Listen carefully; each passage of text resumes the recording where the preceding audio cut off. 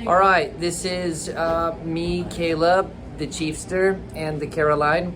We are running through a video of the camp sound system setup for reference for when that goes down. So here we go. So this is the amp head, right? The soundboard all in one for camp that you guys will be using.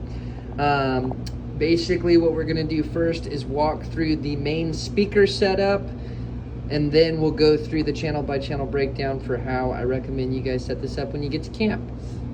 First thing we're gonna do is look at the back side. Give me 1 second. You guys first get to camp, what you're gonna wanna do is plug this guy in on either the left or the right side of the stage. You don't have to worry about it right now, Chiefy, it's okay. You'll need to make sure this button here is pressed in. That's how you power it on. You'll see on the back here that this has 5 different holes in which you can plug different speakers in, okay? There's different settings and different ways that you can run it. What I would recommend you guys do is just do a simple 2-speaker setup, even though it's capable of doing more. So what that would mean is plugging a left and a right into power amp 1. Okay, so if we were running up to 3 different types of distribution of speakers, let's say you wanted to do a house feed, a live stream, and a monitor setup, that's where you would incorporate some of these other things. But what you guys are doing is just a simple left and right main speaker. So stick with power amp 1, and you would plug, it doesn't really matter which one, I would say like left into A, right into B, okay? So power amp 1, speaker, the left speaker A, right speaker B. We'll make sure you guys know where these are before we leave. But you're gonna take 2 of these big Yamaha speakers, all right? And these connect to the speaker head via 1/4 inch. So let's say this is your left speaker, you've got a 1/4 inch guitar cable looking, cable there. This would be your left, so you plug it into power amp 1A.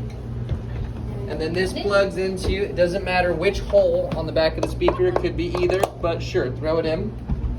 And then you would do the same thing with an additional 1/4 inch on the right side.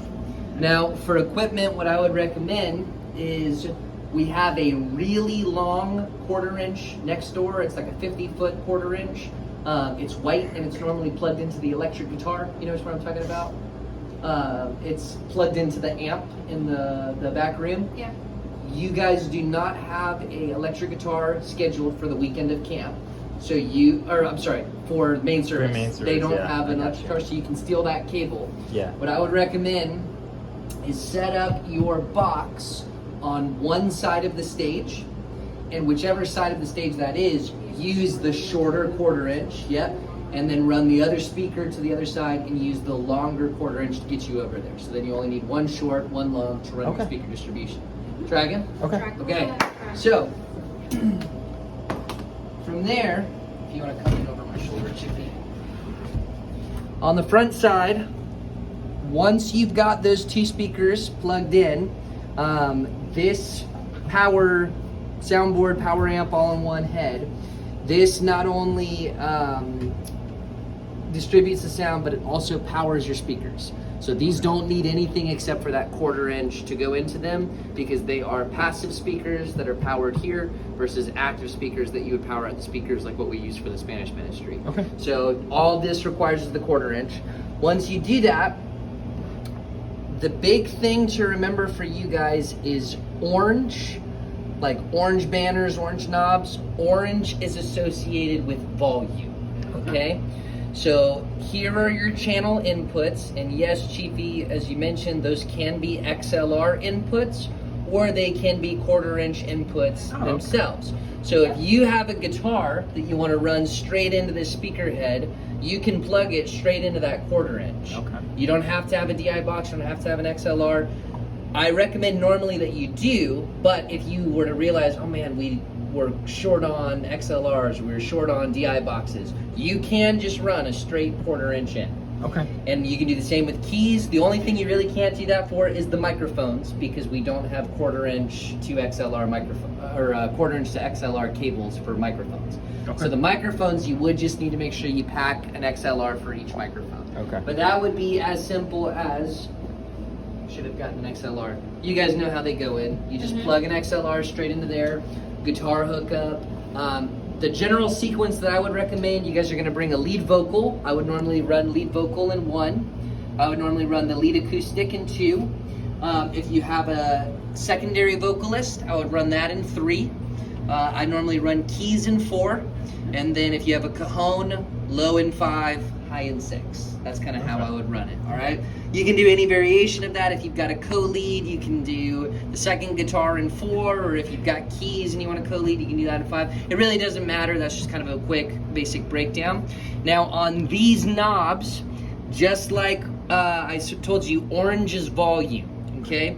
So we don't have a separate gain setting or preamp, if you're familiar with that on a different soundboard. This is just a single volume knob to control your volume.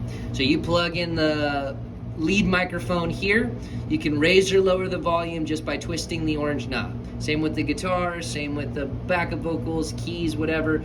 Orange is orange is your main volume. Now, there are these pads that can be pushed in order to decrease signal and give you a little bit more play. So let's say you plug your guitar directly in. It is direct feed from the mic of the guitar into the amp itself. Sometimes that's a little too much input in order to get it, like your volume might be running like here.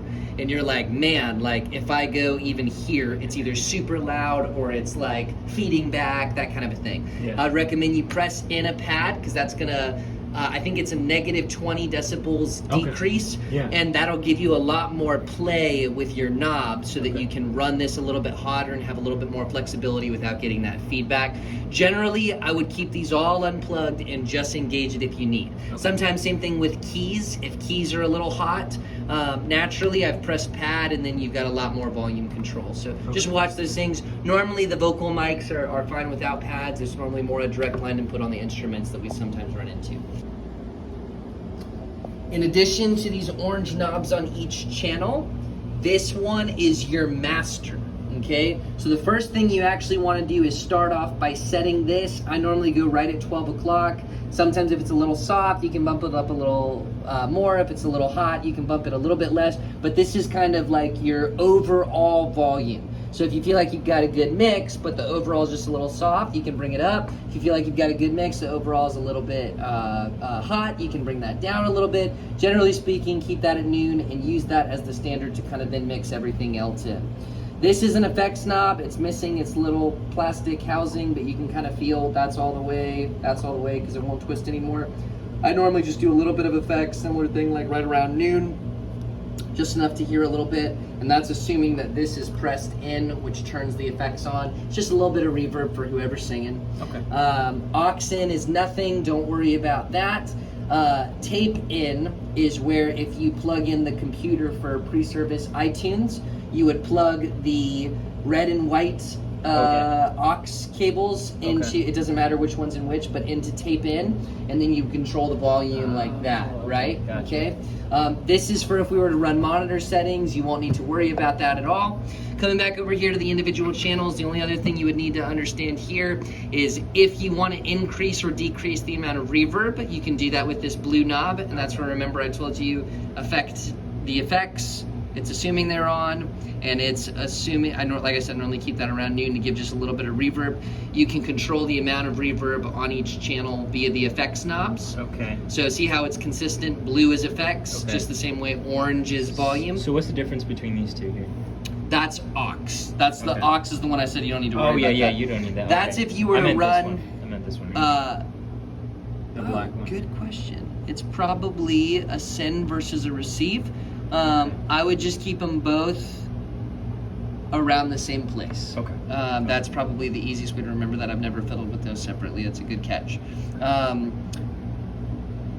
Coming back over here, so blue is effects, orange is volume, white is monitor. Don't worry about those. You're not running any monitor setup, right? That's if you were, once again, if we had a separate speaker distribution or something like that. You're not doing that. The green knobs are EQ. Okay? So if you're trying to boost a little bit of the low end, you would increase the low end or cut the low end, right? Normally a vocal, you're going to cut the lows, you're going to cut the mids a little bit, you're going to boost the highs, right? A guitar, you might want a little bit more acoustic, but it depends upon the type of guitar you've got. So same thing, mix this to taste. You definitely don't want everything on extremes. Noon is kind of like a zero plane.